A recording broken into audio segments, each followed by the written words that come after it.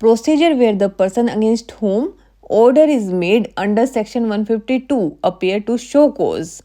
ये सेक्शन बात करता है कि अगर किसी व्यक्ति के खिलाफ सेक्शन 152 में ऑर्डर दिया गया है कि वो व्यक्ति कोर्ट के सामने अपीयर होके अपनी तरफ से रीजंस दे कि ये शो कोज करे कि क्यों उसके खिलाफ एक्शन नहीं लेना चाहिए, तो मजिस्ट्रेट उस मैटर में सम्मन केस जैसे एविडेंस लेता है।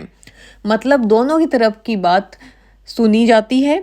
अगर मजिस्ट्रेट को लगता है कि ऑर्डर सही है, चाहे वो जैसे था वैसे ही थोड़ा मॉडिफाई करके, तो वो ऑर्डर फाइनल कर दिया जाता है। इसे एब्सोल्यूट बनाना कहते हैं। लेकिन अगर मजिस्ट्रेट को लगता है कि ऑर्डर सही नहीं था तो केस को आगे नहीं बढ़ाया जाता। साथ ही ये भी मेंशन किया गया है कि ये पूरा प्रोसेस 90 दिन के अंदर कंप्लीट होना चाहिए और अगर जरूरत हो तो मैक्सिमम 120 दिन तक का एक्सटेंड किया जा सकता है, लेकिन उसके लिए रिटर्न रीजंस देना पड़ेगा। Let's read this section for better understanding. Section 157, procedure where person against whom order is made under section 152 appears to show cause. Clause 1. If the person against whom an order under section 152 is made appears and shows cause against the order, the magistrate shall take evidence in the matter as a summon case. अगर जिस व्यक्ति के खिलाफ section 152 के under order आया है वो magistrate के सामने आकर अपना रीजंस बताता है, शो कोज करता है कि क्यों वो ऑर्डर नहीं माना जाए, तो मजिस्ट्रेट उस केस में सम्मन केस जैसे एविडेंस ले सकता है। यानी मजिस्ट्रेट पूरे केस को ध्यान से सुनेगा, गवाहों से पूछताछ करेगा और सबूत देखेगा।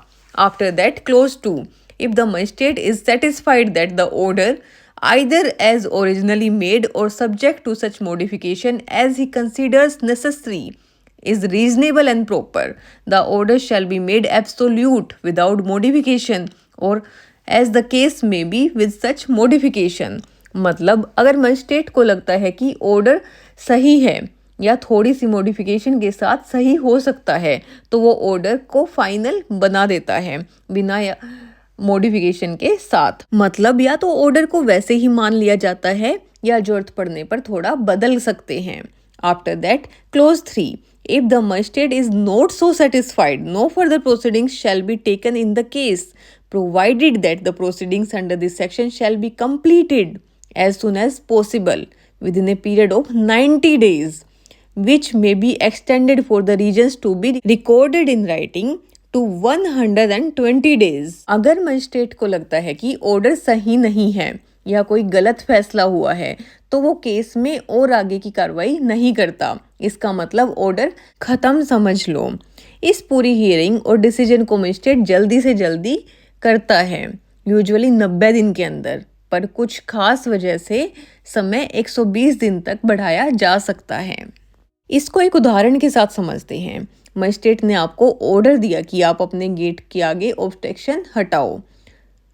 आप मजिस्ट्रेट के सामने जाके रीजंस देते हैं कि आपको परमिशन नहीं मिली या कोई और वजह है। मजिस्ट्रेट आपकी बात सुनता है, गवाहों से पूछताछ करता है और सबूत देखता है। अगर वो जज करता है कि ऑर्डर जस्टिफाइड है तो आपको ऑर्डर फॉलो करना पड़ेगा, अगर नहीं तो केस यहीं ख़त्म हो जाएगा। इसको एक चार्ट के माध्यम से समझते हैं। Person appears and show cause. Magistrate receives appearance and cause against the order made under section 152। जब व्यक्ति कोर्ट में अपीयर होता है और कहता है मैं बताना चाहता हूँ कि ये ऑर्डर मेरे खिलाफ क्यों गलत है, तो मजिस्ट्रेट उसकी अपीयरेंस और उसका रीजन रिसीव करता है। ये कहना शो कोज कहलाता है। After that, magistrate takes evidence. Evidence is taken in the matter as in summons case. उसके बाद मजिस्ट्रेट सम्मन केस के प्रोसेस के जैसे एविडेंस कलेक्ट करता है, यानी दोनों तरफ की बात सुनी जाती है, डॉक्यूमेंट्स, गवाह, सब कुछ देखा जाता है जैसे नॉर्मल ट्रायल में होता है। After that, magistrate decision. If magistrate is satisfied, order is made absolute with और without modification as deemed necessary. If magistrate is not satisfied, no further proceedings are taken in the case, मतलब अब magistrate दो चीज़ें decide कर सकता है।